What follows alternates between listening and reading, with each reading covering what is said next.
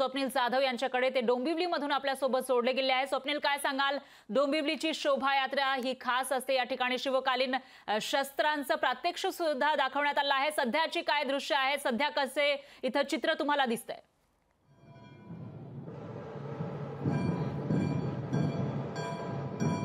बरं, आपण डोंबिवलीतील फडके रोड येथे आहोत सध्या आणि या ठिकाणी आता कुठेतरी शोभायात्रेला सुरुवात होते असं वातावरण पाहायला मिळालं, कारण ढोल ताशांच्या पथकाला वादन करण्यासाठी सुरुवात झालेली आहे। खरं तर फडके रोड हा ढोल ताशांच्या आवाजामध्ये, गजरामध्ये या दुमदुमला आहे। एकूणच या शोभायात्रेच्या दरम्यान किंवा मिरवणूक असेल, या जो फडके रोडवरती काही सामाजिक संदेश देण्याचा सुद्धा प्रयत्न केलेला आहे या डोंबिवलीकरांनी। आपण या ठिकाणी जर पाहिलं तर निसर्ग जपण्याचा या ठिकाणी कुठेतरी एक संदेश आहे। जे निसर्ग, जे पक्षी आहेत त्यांना सुद्धा, किंवा फुलं असतील, झाडं असतील, यांना जपण्याचा संदेश या ठिकाणी देण्यात आलेला आहे। असे अनेक विविध सामाजिक संदेश आहेत ते या रॅलीमधून असतील किंवा या ठिकाणी फडके रोडवरती ते देण्यात आलेले या ठिकाणी पाहायला मिळते।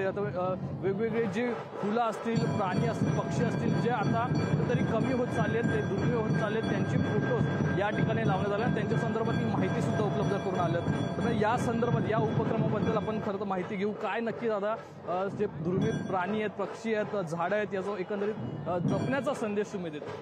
बेसिकली महाराष्ट्रातल्या सह्याद्रीमध्ये जी जैवविविधता आहे, वेगवेगळे पक्षी, प्राणी, फुलं, लोकांना वाघ, सिंह, हत्ती वगैरे सगळं माहिती असतं, पण याच्या व्यतिरिक्त पण खूप सारी जैवविविधता आहे।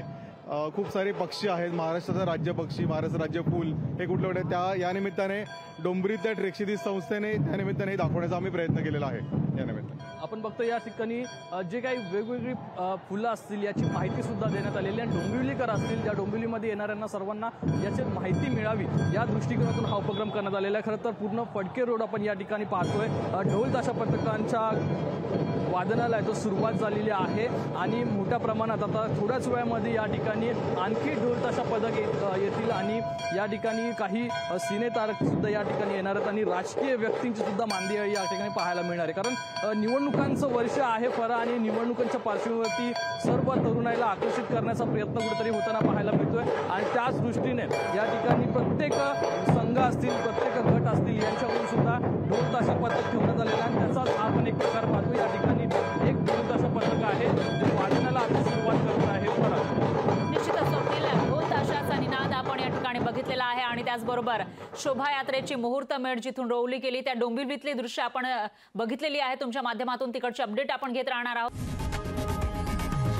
लोकशाही मराठी, ऐका, पहा, जागरूक रहा।